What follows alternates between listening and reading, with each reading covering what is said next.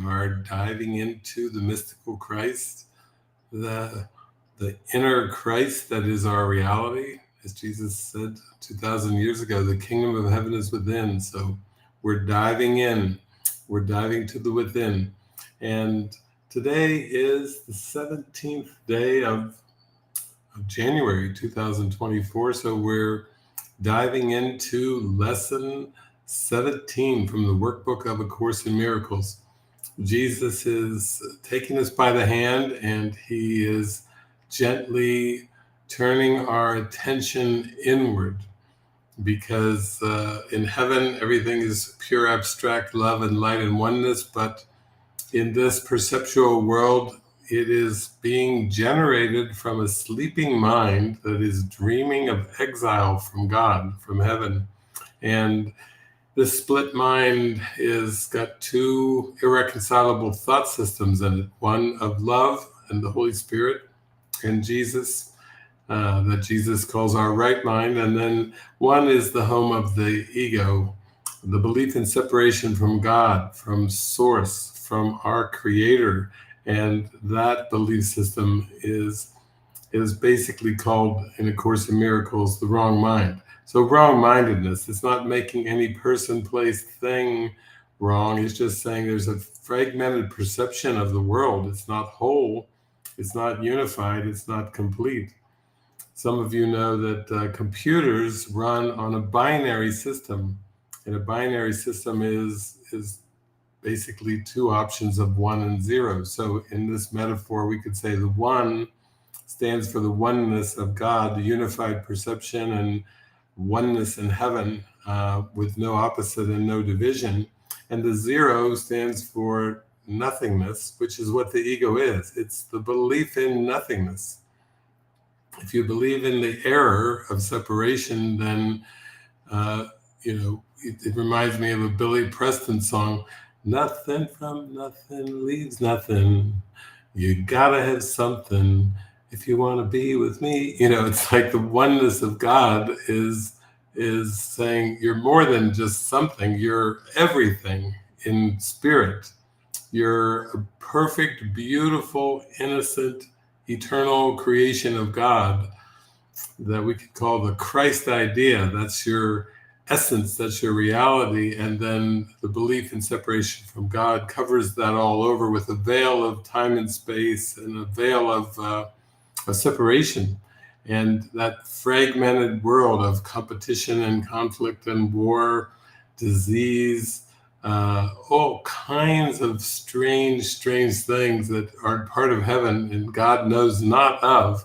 It's part of a perceptual hallucination called time and space. And the goal is to forgive the world and wake up from this dream of seeming separation. Just in belief. It's all just happening in the belief of the mind of the perceiver. So the ego belief is the thing that has to be exposed as unreal. And then the world, the perception of the world changes immediately as the ego is seen for the nothingness that it is. So we're here, day 17, and let's jump into lesson 17. I see no neutral things. This idea is another step in the direction of identifying cause and effect as it really operates in the world.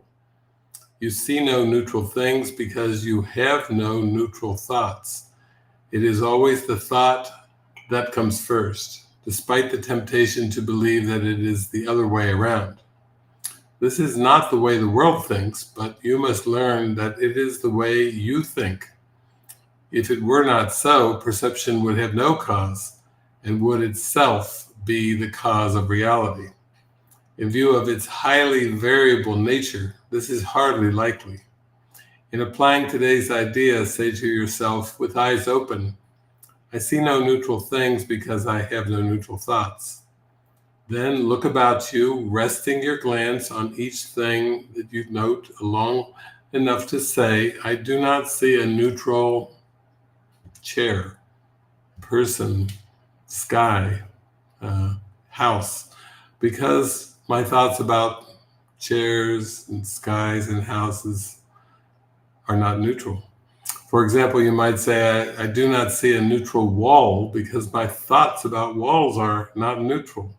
I do not see a neutral body because my thoughts about bodies are not neutral. As usual, it is essential to make no distinctions between what you believe to be animate or inanimate, pleasant or unpleasant. Regardless of what you may believe, you do not see anything that is really alive or really joyous. That is because you are unaware as yet of any thought that is really true and therefore really happy. 3 or 4 specific practice periods are recommended, and no less than 3 are required for maximum benefit, even if you experience resistance. However, if you do, the length of the practice period may be reduced to less than a minute or so. That is otherwise recommended. Lesson 17, I see no neutral things. So this lesson is perfect practice training for the mind that believes that it is split. In other words, the mind that has 2 allegiances. The Bible taught us you cannot serve both God and money. God, spirit, love, light is present in our Holy Spirit inspired right mind, and the projected world of anger, hatred, guilt, shame, pain, greed, competition, so on and so forth, is the wrong mind. And that's a split mind. If you believe both love and fear are real, then that's the definition of a split mind. And that split mind cannot see any neutral things. That's our lesson for today. I see no neutral things. It's either going to look on a fragmented world that is dark and fragmented by definition, or it's going to look on the world of everything being a reflection of love, which is the right-minded way to see the world.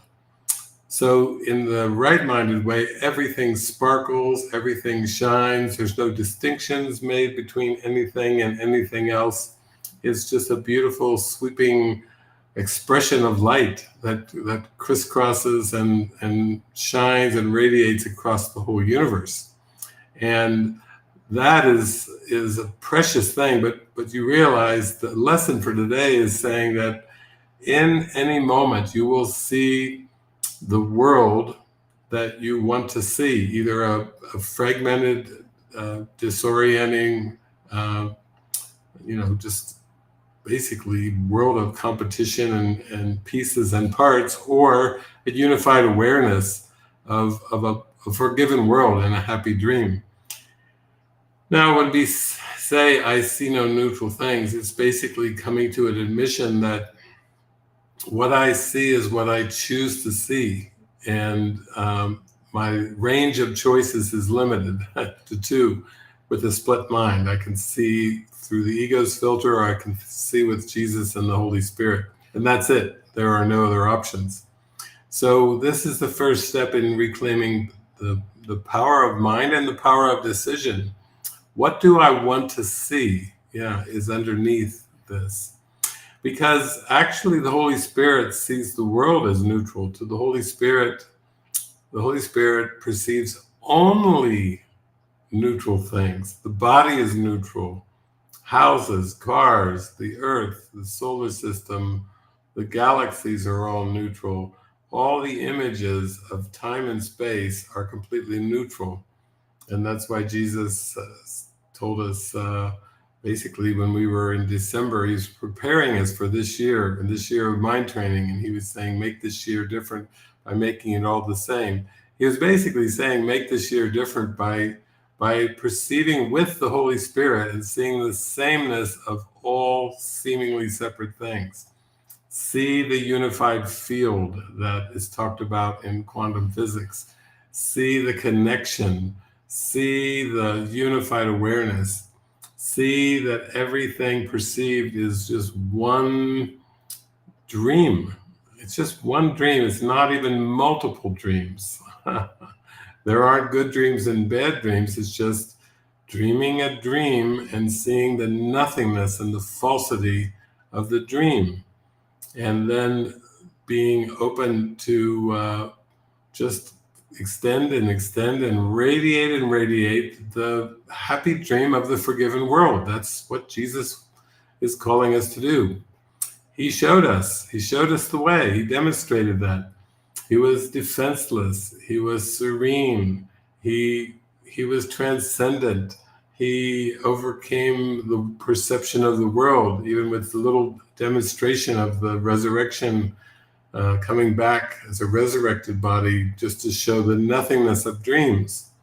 That fear and darkness, shame, pain, anger, hurt have no power at all, because God is the power. God is the only power. God is the power, because the Creator is unopposed. If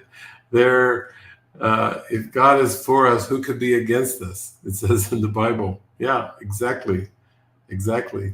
So, to reinforce today's lesson today, I thought I would jump into a couple parts of the text. First, let's jump to chapter 11, and let's jump to section 7, the condition of reality, because that's what we're going for when we're going for mind training and purification, so that only the thoughts we hold with God are reality, and we recognize reality. Then here's the condition of reality, section 7, chapter 11. The world as you perceive it cannot have been created by the Father, for the world is not as you see it.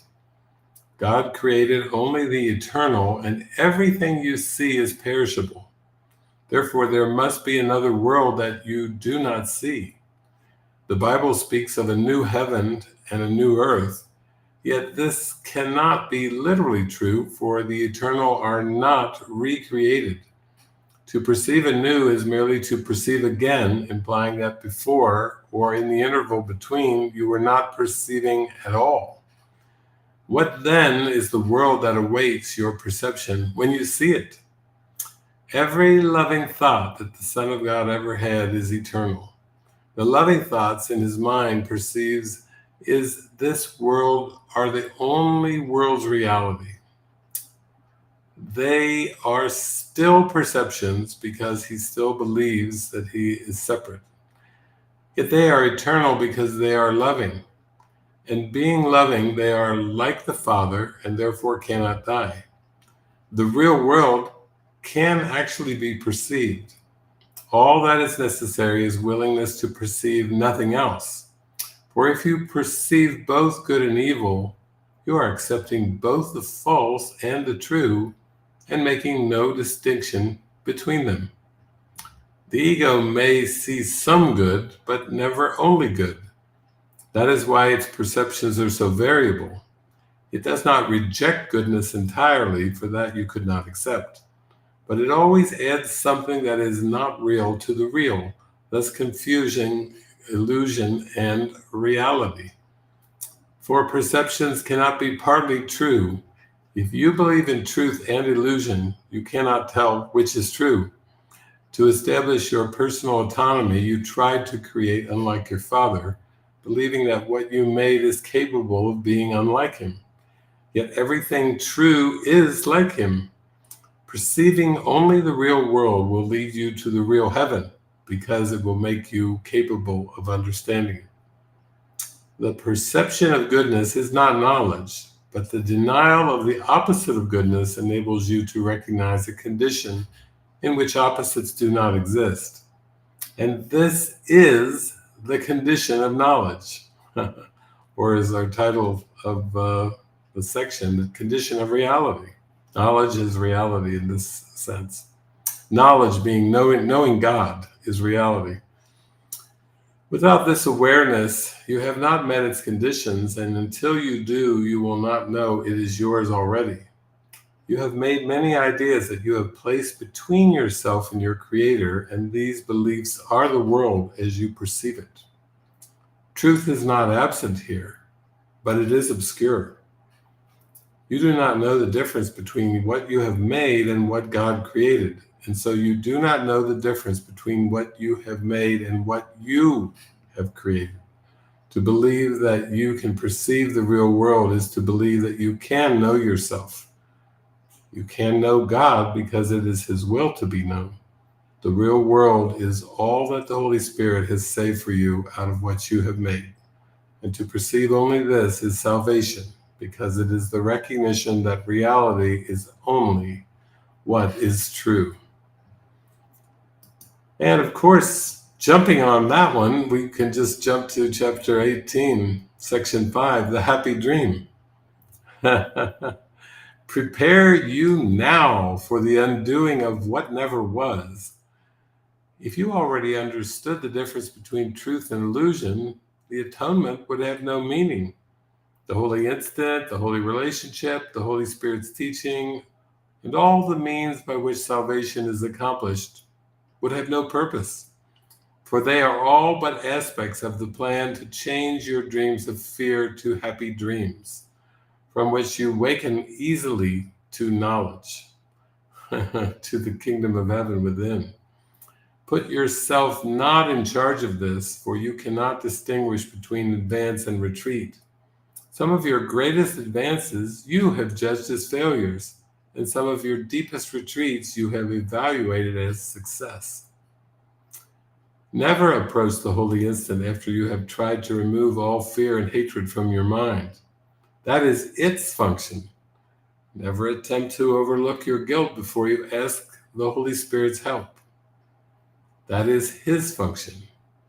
Your part is only to offer Him a little willingness to let Him remove all fear and hatred and to be forgiven.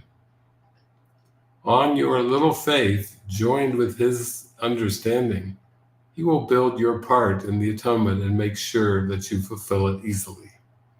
And with Him, you will build a ladder planted in the solid rock of faith and even rising to heaven. Nor will you use it to ascend to heaven alone. Through your holy relationship, reborn and blessed in every holy instant that you do not arrange, thousands will rise to heaven with you. Can you plan for this? Or could you possibly prepare yourself for such a function? Yet it is possible because God wills it, nor will He change His mind about it. The means and purpose both belong to Him. You have accepted one, the other will be provided. A purpose such as this, without the means, is inconceivable. He will provide the means to anyone who shares His purpose. Happy dreams come true, not because they are dreams, but only because they are happy, and so they must be loving. Their message is, Thy will be done, and not, I want it otherwise. The alignment of means and purpose is an undertaking impossible for you to understand. You do not even realize you have accepted the Holy Spirit's purpose as your own, and you would merely bring unholy means to its accomplishment. The little faith it needed to change the purpose is all that is required to receive the means and use them. It is no dream to love your brother as yourself, nor is your holy relationship a dream. All that remains of dreams within it is that it is still a special relationship. Yet it is very useful to the Holy Spirit, who has a special function here. It will become the happy dream through which He can spread joy to thousands on thousands who believe that fear is love, not happiness. Let Him fulfill the function that He gave to your relationship by accepting it for you, and nothing will be wanting that would make of it what He would have it be. When you feel the holiness of your relationship is threatened by anything, stop instantly and offer the Holy Spirit your willingness, in spite of fear, to let Him exchange this instant for the Holy One that you would rather have. He will never fail in this, but forget not that your relationship is one, and so it must be that whatever threatens the peace of one is an equal threat to the other. The power of joining its blessing lies in the fact that it is now possible for you or your brother to experience fear alone. It's impossible for you or your brother to experience fear alone or to attempt to deal with it alone. Never believe that this is necessary or even possible. Yet just as this is impossible, so is it equally impossible that the holy instant come to either of you without the other, and it will come to both at the request of either. Whoever is the saner at the time of the threat is perceived should remember how deep is his indebtedness to the other and how much gratitude is due him, and be glad that he can pay his debt by bringing happiness to both. Let him remember this and say, I desire this holy instant for myself, that I might share it with my brother, whom I love. It is not possible that I can have it without him, or he without me. Yet it is wholly possible for us to share in it now. And so I choose this instant as the one to offer to the Holy Spirit, that his blessing may descend on us and keep us both in peace. Wow. What a benediction, what a blessing that is offered there. That is incentive for practicing the lesson today. I see no neutral things. Because underneath it is the prayer of the heart. Deep down, the prayer is, Holy Spirit, help me perceive as you perceive. Help me perceive the real world, a world that reflects only love and innocence in any direction that I look, in any encounter that I have. Let me perceive the divine innocence of myself, and with it, all my brothers and sisters. In this perspective, it's a vast perspective, and we're taking responsibility for our state of mind. We're saying, that perspective is available to me. The Holy Spirit has kept this perspective for me. The Holy Spirit has remembered God through the stepping stone of this broad, holistic perception that sees that all things work together for good. This perspective that sees that there are no accidents. This perspective that tells us and reminds us, let all things be exactly as they are. Because in this moment, right-minded seeing can see only perfection. So if I am fully in my right mind, you can say everything is perfect. Or I think of the Lego movie. The Lego movie had a little theme song that kind of played throughout the movie, but it was everything is awesome. Everything is awesome when you're part of a team. The team is Team Jesus, Team Holy Spirit, Team God. Everything is awesome. Yeah, that's it. That's it. We're coming into the true awesomeness of a glorious creator with a glorious creation, and everything's in harmony. Everything is in complete harmony and unified. Okay, that's a good way to launch into the day. I hope you're feeling it like I'm feeling it. I offer this joy that we may remember together our joyous Creator, and we may accept the means that have been given for us to be happy. And the means towards eternal happiness is to perceive and interpret with the Holy Spirit.